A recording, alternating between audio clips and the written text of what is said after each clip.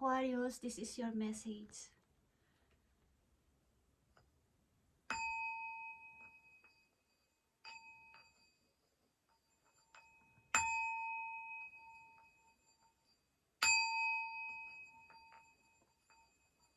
Last day of November para sa mga Aquarius. Ito man ay may kinalaman sa inyong pamilya. Okay, last day message para sa inyo ng November. Last day ng November, guys. At i-welcome nyo na ang malapit na ang December. Welcome December. Okay. Aquarius, last day of November. Maaari ninyong sitwasyon. Para to sa iyo, Aquarius.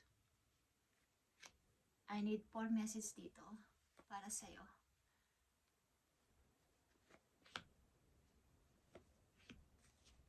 Okay. You have 2 of Swords, Aquarius.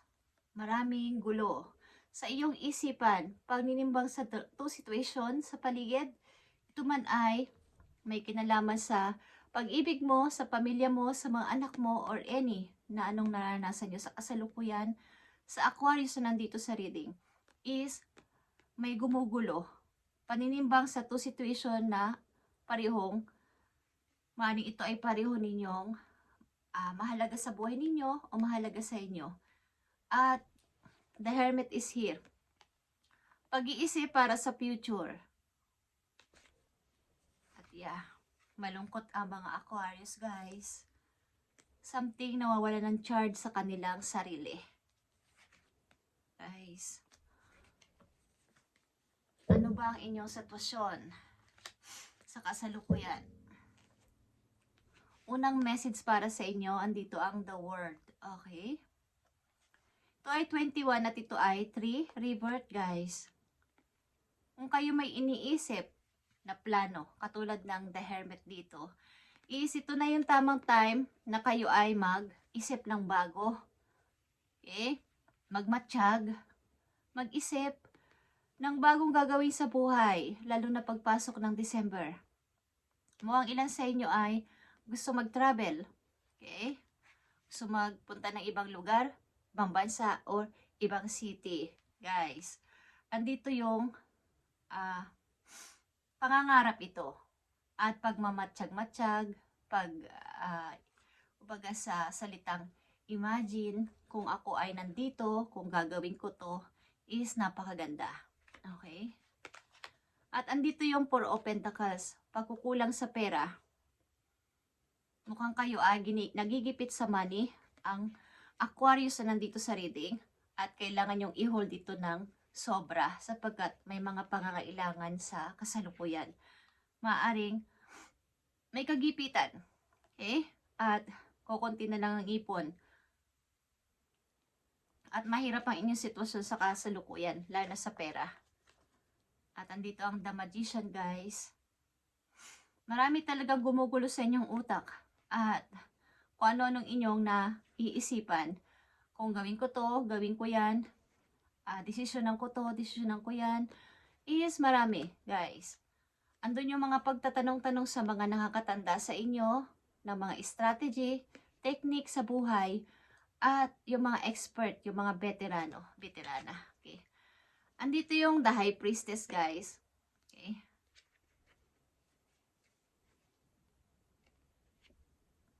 Bagamat andito yung ganitong klaseng moment sa inyong sarili, is andito pa rin yung paninimbang at pag-iisip-isip talaga ng balanse. Na kailangan kong magplano ng tahimik. Kailangan kong maging matalino. Kailangan kong gawin ito para sa aking future. Marami mang gumugulo sa inyong utak. Sa mga Aquarius na nandito sa reading. Ano ba ang dapat ninyong malaman, guys, na maaaring inyong na-i-ignore or hindi napapansin na message sa inyo or gusto sa inyo talagang ipagawa ni God. Okay, tignan natin, Aquarius. Last day of November 2025, message for you, Aquarius. May dumudukdok sa inyong utak. To situation ito, guys. Maaring dikta, maaring sulsol, maaring sinasabi ng bawat kampo sa magkabilang side or ng dalawang tao. Kaya andito yung nakapiring kayo ang mata ninyo sapagkat ayaw ninyong may masaktan sa inyong desisyon. Kaya can't decide pa. Hindi pa rin nagdi-decide o hindi nagsasalita. Tingnan natin. May nag-aaway dito. Two sides. Okay, Aquarius.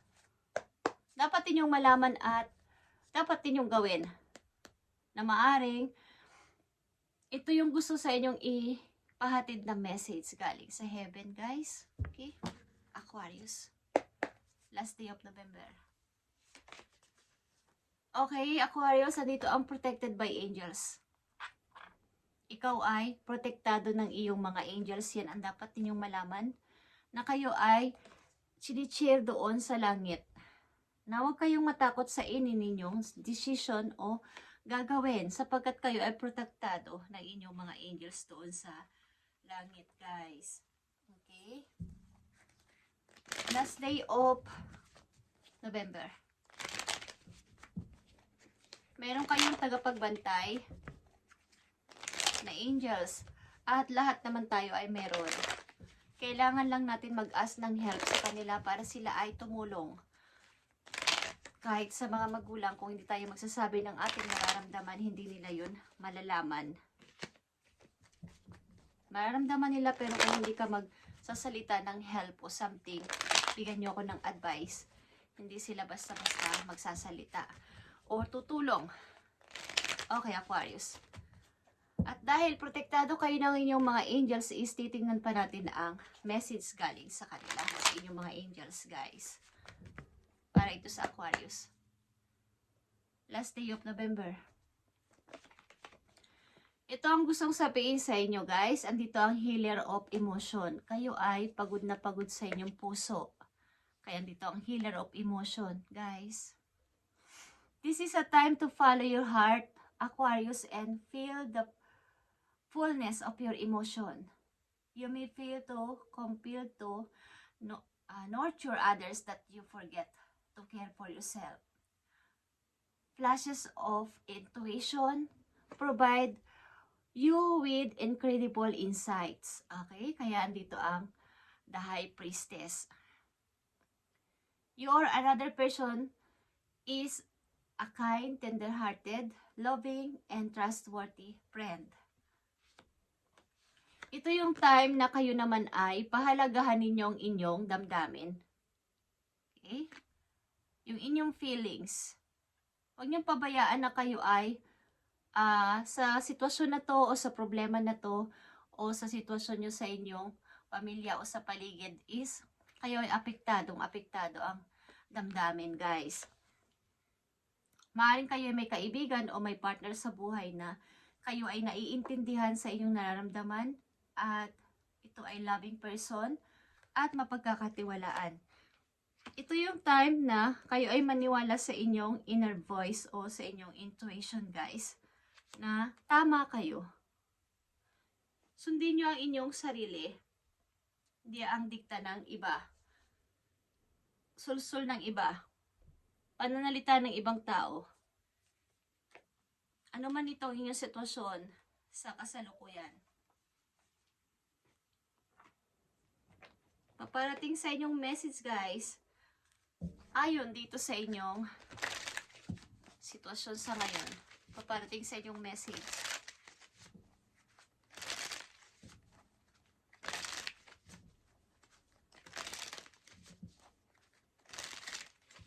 Pahalagahan ninyo inyong feelings, guys, ang damdamin ninyo this time. Kung kayo ay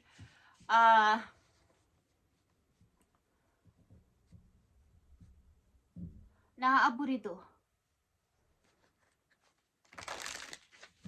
Kung sana may magic, okay, gagawin ko to o ginawa ko na to. Merong nagsasalita ng ganito. Okay, paparating na message po yung Aquarius.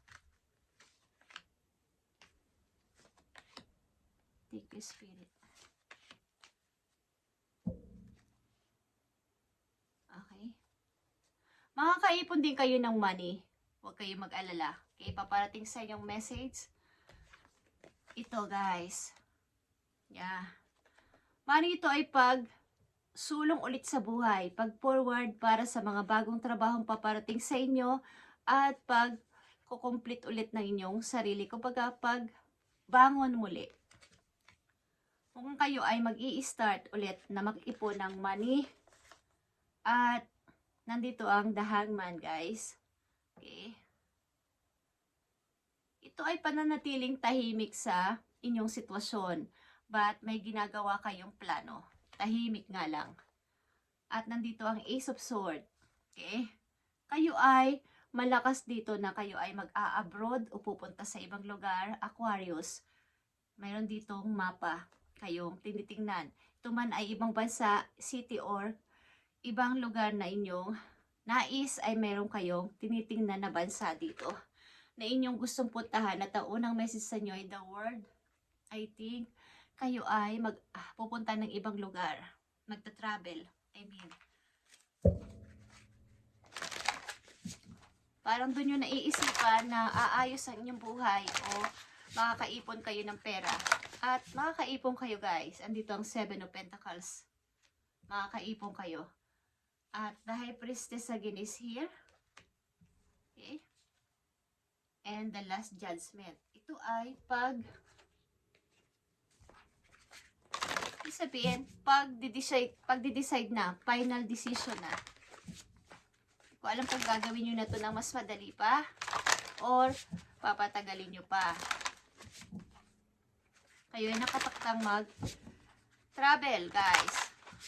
Magtrabaho sa ibang lugar. Masaya kayo ditong tumitingin ng ibang lugar. Ibang country. Naghahanap ng magandang lugar para sa future. At nakikita ko dito kulang kayo sa pera. Mukhang kahit sino naman ang pagtanungan ninyo is nagpapatulong kayo kung ano ba ang dapat inyong gawin sa mga veterano na inyong kakilala. Aquarius, para to sa iyong sarili, message for you sa natitirang araw ng November o last day of November. Thorns is here. Weave together the crown you deserve. Okay? Kung sino ang inyong kasama at ano inyong mga skills sa kasalukuyan, is gawin nyo to ng mas madali or inyo talaga itong i-develop para sa inyong ipag-grow pa sa buhay. Maaaring ilan sa inyo ay designer or something na mahilig sa mga decoration, is nakalinya kayo dito. Lalo na kung kayo ay babaeng Aquarius na nandito, is babagay sa inyo ang may kinalaman sa flower. Pag-a-arrange sa mga flower or flower shop is nababagay sa inyo. At speaking of flower, is andito ang garden, guys. Yeah, something lovely will grow from this, guys. Kayo ay maaaring nakalinya sa mga may kinalaman sa bulaklak, sa pag-a-arrange sa mga bulaklak, sa pagdidecor, at maaari ito ay sa mga rosas. Yeah. At kayo may anak. Okay. May anak kayong babae. Okay, Aquarius. Last message po you sa natitirang araw ng November or last day of November. Maaaring kayo may plano mag-abroad, mag-travel, guys. At ito ay plano nyo talaga. At ayaw nyo pang sabihin. Something na kayo humihingi pa ng sign galing sa langit. Kung ito ay ibibigay sa inyo or bibigyan kayo ng signal na okay, Aquarius, ituloy mo yan. Maaaring mayroon kayo hinihintay na salita galing sa isang tao or opportunity. Tingnan natin, Aquarius. Message for you. Thank you, Spirit. You need to ignore what everyone else is doing and achieving. Okay, your life is about breaking your own limits and outgrowing yourself to Live your best life. You are not in the competition, Aquarius, with anyone else. Plan to outdo your past, not others people. Okay. So, maaaring may mga nakasurround sa inyong tao. Marito yung mga kasabayan nyo sa paglaki, kasabayan nyo nag-aral, na may mga narating na sa buhay, may mga nasasabi na sa buhay at kayo ay wala pang ipon o wala pang maipagmalaki. So, hindi ito competition. Huwag nyo ignorin nyo ang mga taong ito na maaaring nagpapakita na ganito nilang mga nagawa na sa buhay. Okay? Sapagkat doon ka mag-focus sa pag-outgrowing yourself to live your best life. Kung ano yung sa alam mong yun ang tama at dapat mong gawin ay ipagpatuloy mo. Planuhin mo ang mawala na yung mga past na yun na alalahanin at mga sinasabi ng ibang tao at magpatuloy ka sa buhay. Kung kayo may plano mag-travel or pumunta ng ibang bansa, is hindi masama na andito sa inyong reading. Okay? Is makakaipon kayo doon ng para sa inyong future na iniisip. Okay, Aquarius, at ito yung message today sa natitirang araw ng November 2025. At welcome sa pagpasok ng December para sa inyo. At maaaring kayo ay may planong mag-ipon ng money para sa future. At pahalagahan mo ang iyong feelings simula sa araw na to. At huwag kang mag-alala at huwag mahiyang tumawag ng tulong sa inyong mga angels sapagkat kayo ay protektado ng inyong mga angels. Okay? At alam nila, sinicheer nila kayo kung ano inyong plano at hindi kayo mabibiko. Thank you, Aquarius, and God bless.